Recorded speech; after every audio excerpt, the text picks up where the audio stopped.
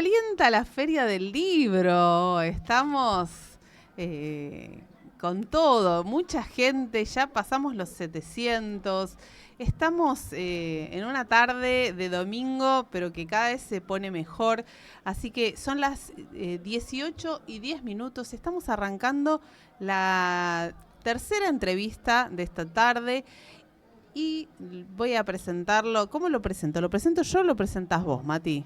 No, creo que vos sos la voz autorizada para presentarlo, sí, claro. Sin duda. Bueno, lo voy a presentar. Jorge Imitián, mi papá. Perdón si le digo papá, si le digo papi, pa. Así le decimos en casa. Y es un gusto tenerte acá con nosotros en Radio Imparable, transmitiendo desde la Feria del Libro Cristiano y presentando este que es tu último libro, el más fresquito. Sacado el año pasado, ¿no? Sí. Bueno, es una alegría estar en esta radio imparable y poder presentar este último libro que se titula El legado de Jesús. Sí, muy bien. Y, es un libro que está disponible ahí en Editorial Logos. Se puede conseguir si tienen, si lo compran o le pueden pedir acá al autor que se los firme, se los dedique, si lo enganchan. Pero bueno, contanos un poco de qué se trata. Es el legado de Jesús. Hay una escena con la que arranca que describe un poco ese espíritu, esa sensación que le queda a los discípulos cuando Jesús...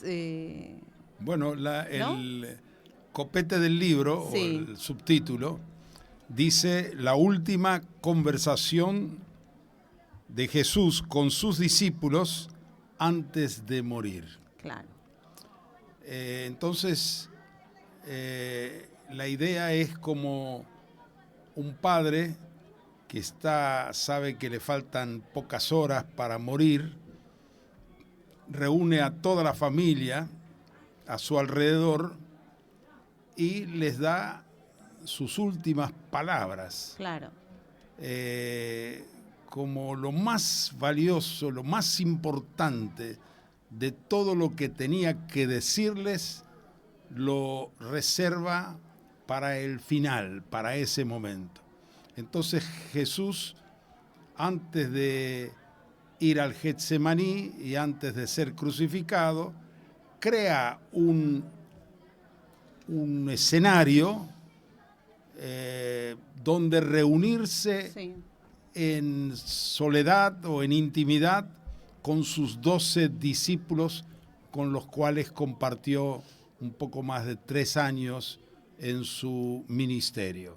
Así que los reúne y ahí les vuelca cosas que estaban en su corazón y les da las últimas recomendaciones. Claro. Digamos, de alguna manera no les dice algo nuevo, sino que compendia y a la vez resulta nuevo. De alguna manera, ¿cómo es ese mensaje? Porque uno se imagina siempre como marcado por la urgencia, ¿no? Por la urgencia de un final cercano. Sí, en realidad, por un lado, hay cosas que había reservado para el final. Para ese momento. Por ejemplo, él les había hablado acerca del Espíritu Santo, sí, pero en forma fugaz y rápida. Pero aquí, especialmente en los capítulos 14 y 16 de Juan, se detiene para hablar específicamente, ampliamente, acerca, yo me voy, pero no los dejo solos. Sí, claro. Viene otro. Sí. Viene otro. Yo me voy, pero viene otro Paracleto, que es el Espíritu Santo. Entonces, esa explicación profunda no aparece en ninguna otra parte de los 4 evangelios. Claro. Es el momento cuando Jesús les habla en su intimidad. Igualmente, Jorge, pregunto, en ese momento Jesús sabía que no iban a entender todo. Y él dice que el Espíritu Santo luego le iba a recordar. Claro, exactamente. Es que no se podía entender la dimensión tan trascendente. ¿Cómo uno podía entender que Jesús estaba al lado de ellos, vivieron con él, pero cuando les dice, les conviene que yo me vaya, porque si yo no me voy, el Espíritu no va a venir? ¿Por qué les conviene? ¿Qué es mejor? ¿Tener a Jesús al lado o tener el Espíritu Santo adentro? Claro. Les creó una crisis en algún Claro, punto. Los discípulos estaban tristes, preocupados, Claro. porque les dice, me voy al Padre, y donde yo voy, ustedes ahora no pueden venir. Claro.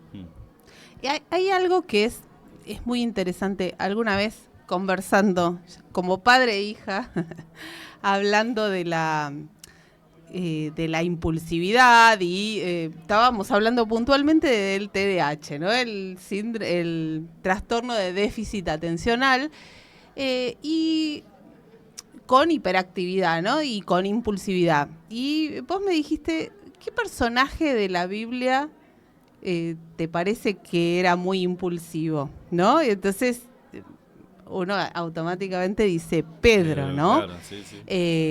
Porque es alguien que se dejaba llevar por sus impulsos y que sus impulsos lo gobernaban, incluso durante todo el ministerio de Jesús.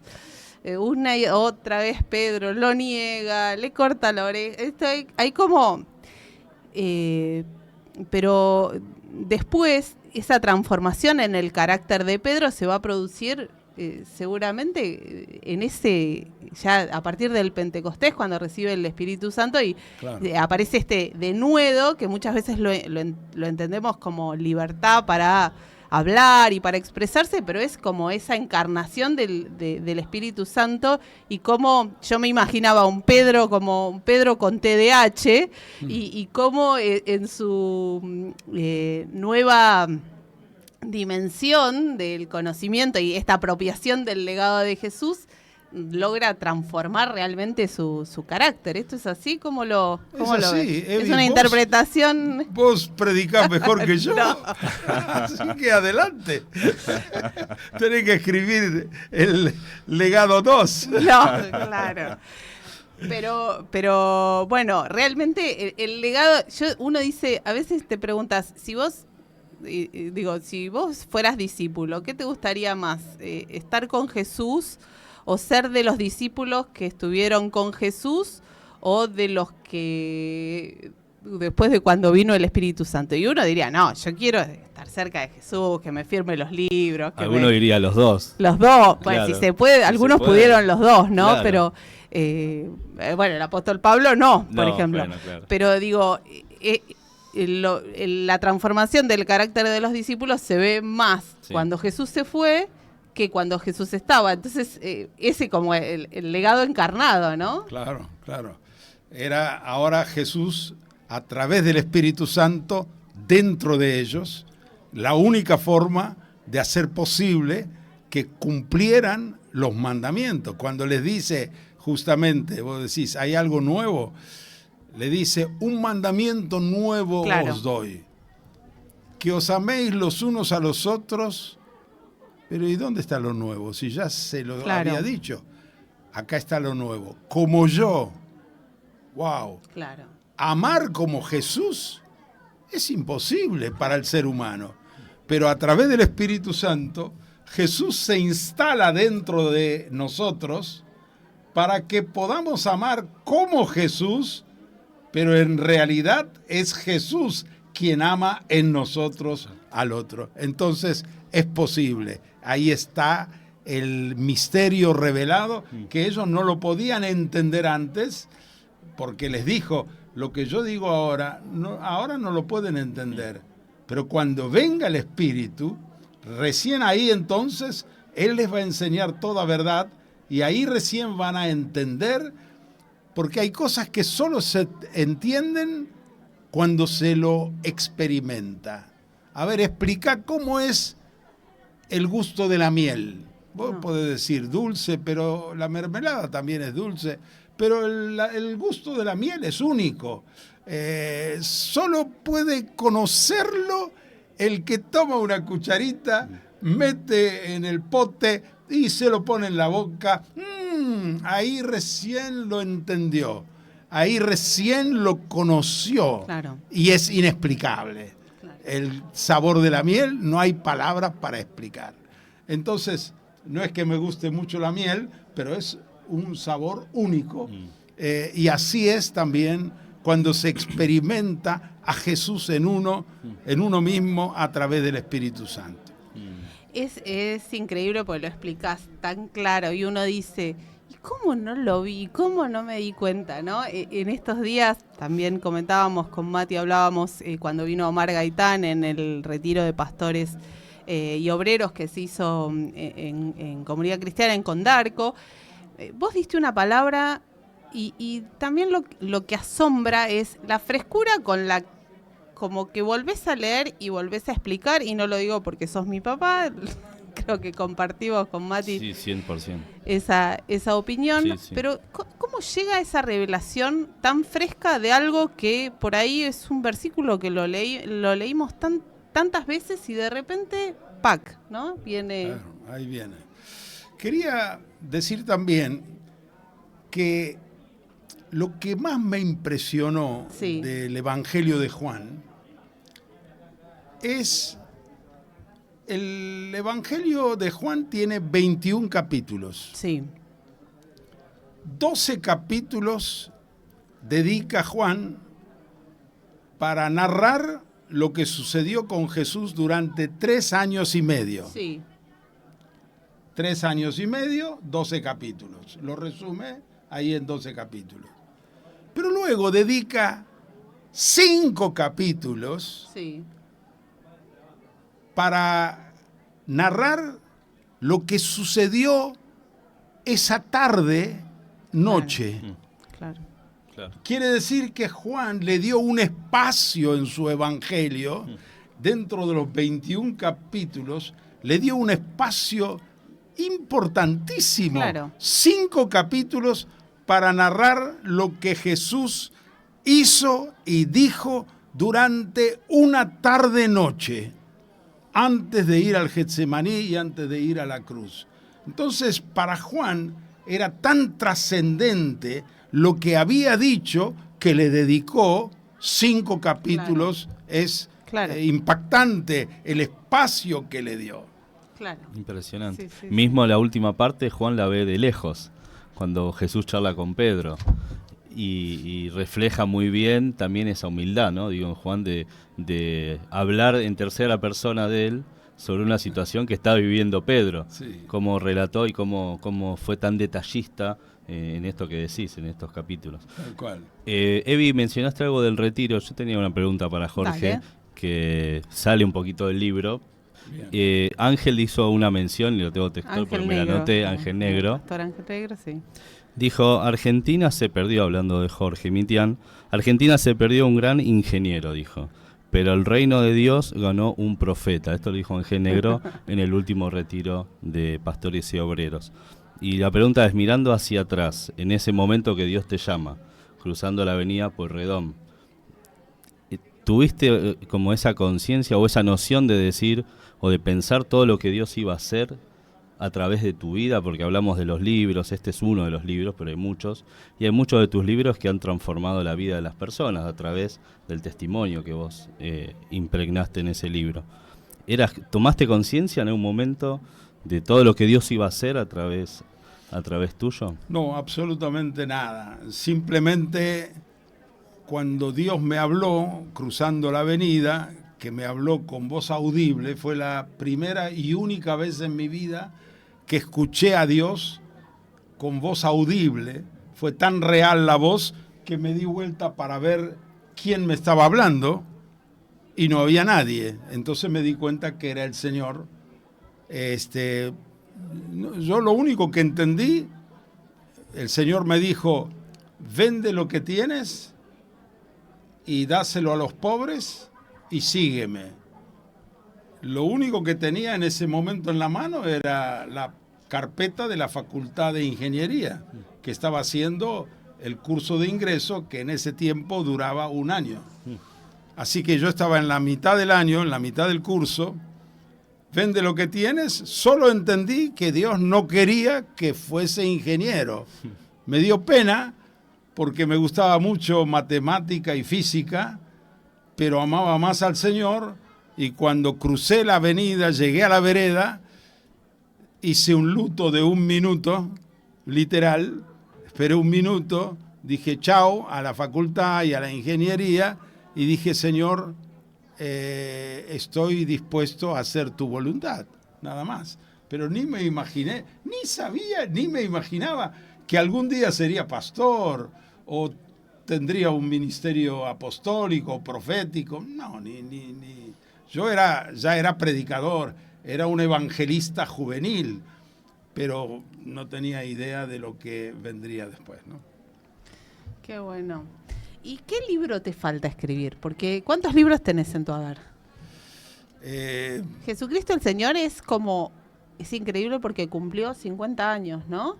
Cumplió 50 años de su primera edición. Que fue 1974, y ya se han traducido a 8 idiomas. Es increíble un libro que tenga 50 años y que tenga la vigencia que tiene, porque hoy sigue siendo el libro más vendido de Editorial Logos. Claro, y además el, día de hoy, el poder que tiene la gente cuando lo lee. Hace poquito cuando estábamos armando y organizando la entrevista, a una persona que se enteró le dice a mi hermana, a Flor, y le dice, no puedo creer que es tu papá, yo leí el libro, me transformó completamente, pero digo, sigue teniendo un impacto. Claro, todo eso cada día me confirma más que ninguno de estos libros son una virtud mía. Yo, especialista en matemáticas, la peor materia de mi secundario era la literatura. Claro. Así que nunca imaginé que podía yo decir 2 frases seguidas, expresarme públicamente. Sí, de adolescente no eras. No, eras, para nada, no. La peor materia para mí era literatura o historia, que había que pasar al frente y exponer. Yo no podía exponer delante de la gente. Por eso digo que todo lo que está en el libro Jesucristo el Señor, yo no me lo atribuyo a mí, lo atribuyo a Dios, a la gracia de Dios, que me abrió los ojos, me reveló, me mostró. Y yo dije lo que Dios me mostró, ¿no? Claro. Lo mismo, por ejemplo, en este libro hemos comprendido que el propósito eterno de Dios, dicho de otra manera, es Juan capítulo 13, 14, 15, 16 y 17. Sí. El propósito eterno de Dios que está en Efesios, en estas palabras de Jesús, nosotros habíamos resumido el propósito eterno de Dios con 3 palabras para hacerlo más didáctico y sintetizarlo: calidad, cantidad y unidad. Y después, cuando leemos y estudiamos a fondo Juan, estos 5 capítulos, vemos que el capítulo 13 habla de calidad, porque Jesús les lavó los pies, claro, a sus discípulos y le dijo, ejemplo les he dado. Claro. Es decir, Dios quiere que seamos igual que Jesús. El propósito eterno de Dios es tener una familia, ahí está la unidad, de muchos hijos, ahí está la cantidad, semejantes a Jesús, ahí está la calidad. Entonces el capítulo 13 habla de la calidad, ejemplo les he dado, Dios quiere que seamos igual que Jesús. El capítulo 15 habla de la cantidad, permaneced en mí y yo en vosotros, el que permanece en mí y yo en él, este lleva mucho fruto, en esto es glorificado mi Padre, en que llevéis mucho fruto. Entonces es la reproducción espiritual. Dios quiere cantidad, calidad, pero con cantidad. Cantidad, pero con calidad. Y el capítulo 17, que es el último de esta serie de 5 capítulos, es la oración de Jesús al Padre, cuando le pide al Padre insistentemente que todos sean uno para que el mundo crea. Ahí tenemos la unidad. Entonces, allí están, capítulo primero de este libro, el legado, la calidad, capítulo segundo, la cantidad, capítulo 15 de Juan, y el tercer capítulo, con Juan 17, es la unidad. Ahora, el capítulo cuarto es muy importante porque dice, ¿cuál es el secreto para lograr estas 3 cosas? Calidad, cantidad y unidad. Y ahí el secreto, según Jesús, es el Espíritu Santo. Claro. ¿Tenemos tiempo, Evi? ¿Cómo venimos con el tiempo? ¿Sí? Estamos una pregunta, bien. Jorge. Una pregunta, adelante. A ver si me sale formularla porque el legado de Jesús en Juan, como él en esas horas vuelca, decimos como lo más importante, o trató de resumir lo más importante para dejarle a sus discípulos. Similar pasa con Pablo en Mileto, puede ser, que se despide de unos discípulos y dice, por 3 años estuve, y hay una despedida tremenda. Lo voy a llevar a tu caso. ¿Vos qué predicarías si vos sabés que es tu última predicación? ¿Pensaste alguna vez? ¿Qué dejarías? ¿Qué volcarías? Qué difícil. No es fácil. Me acuerdo del cuaderno dorado que te regalé. ¿No? Que está blanco, está puro, santo. Hace unos años, para un cumpleaños, le regalé un cuaderno dorado con una lapicera. Entonces le pedí que escribiera ahí no su legado, pero esas cosas que quiere que me acuerde, ¿no? Y entonces lo tiene ahí, pero está en página en blanco. Pero está bien, porque no me quiere dar el legado, quiere seguir, y yo me gusta que esté en blanco porque todavía quiere decir que está en carrera, pero ¿qué predicarías? Es una pregunta muy importante. Desde mis 20 años yo tengo un versículo que siempre me ha norteado, ¿no? Y es justamente Hechos 20:24, que está ahí el discurso de Pablo a los presbíteros de Éfeso en Mileto, lo que vos mencionabas recién. Y ahí Pablo dice, de ninguna cosa hago caso, ni estimo mi vida preciosa para mí mismo, con tal que acabe mi carrera con gozo y el ministerio que recibí del Señor Jesús. Eso puedo decir por ahora, pero no pensé... Ese es el título. Ese es el título, sí. Muy bien, gracias. Qué bueno.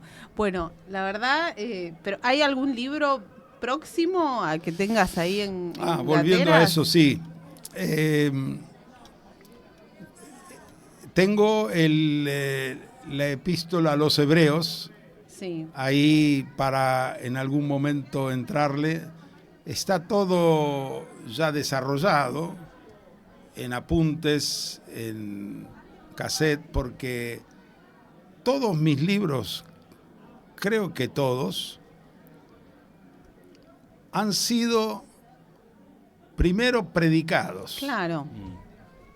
Como una serie. Por ejemplo, Jesucristo el Señor, yo iba a una ciudad y tenía 6 reuniones de martes a domingo y lo iba dando cada capítulo un día.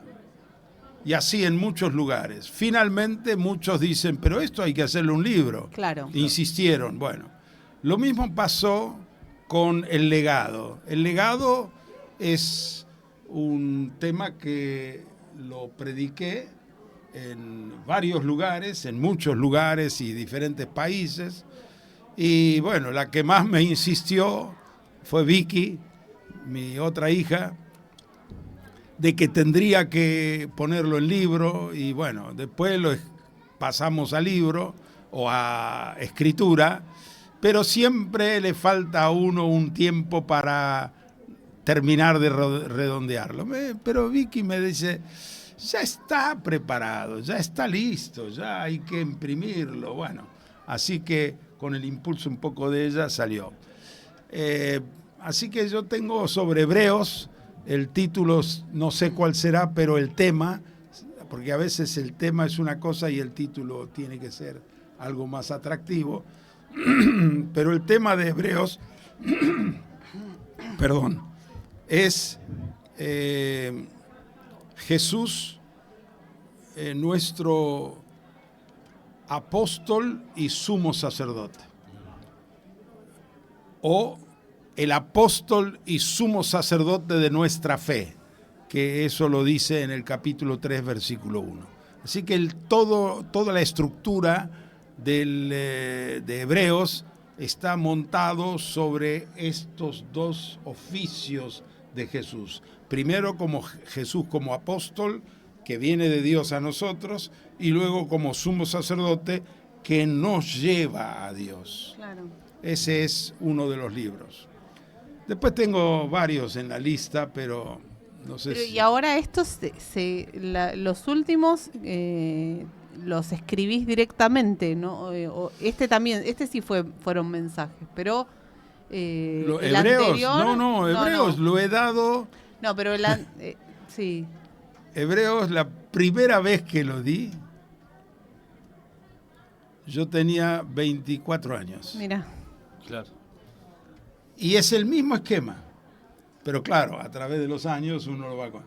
Pero donde más ampliamente lo desarrollé y está todo grabado en ese tiempo grabábamos en cassette. Claro. Está todo grabado en cassette, lo di a los pastores y obreros de San Martín durante 2 meses, todos los jueves a la noche, teníamos 1 hora y media para exponer, tenía yo, y ahí se hizo todo completo Hebreos, con los apuntes, con todo, ¿no? Entonces, ya la base está, hace falta tiempo para redactar. Perfecto, bueno. Espectacular tenerte acá, compartir distinto, ¿no? ¿Cómo te sentiste vos, entrevistado por tu hija? No, yo creo que ustedes son profesionales. Por tu hija y por un fan. No. Me queda grande el profesional, pero aspirante. Muy bien, muy bien. Pero con muchas ganas de preguntar y de participar. Sí. Muy bien. Así que muy bien. Si no sos profesional, lo disimulaste bien. Gracias. Bueno, vamos a seguir. Tenemos algunas entrevistas más en Radio Imparable. Les recordamos que estamos en Spotify, estamos en YouTube, estamos en Instagram. Y el libro, El Legado, acá lo tenemos, está en Logos, se puede conseguir y pueden pedirle que se lo firme el autor. Que se va a quedar. Aprovechar hoy que está Jorge para que la oportunidad, es la oportunidad.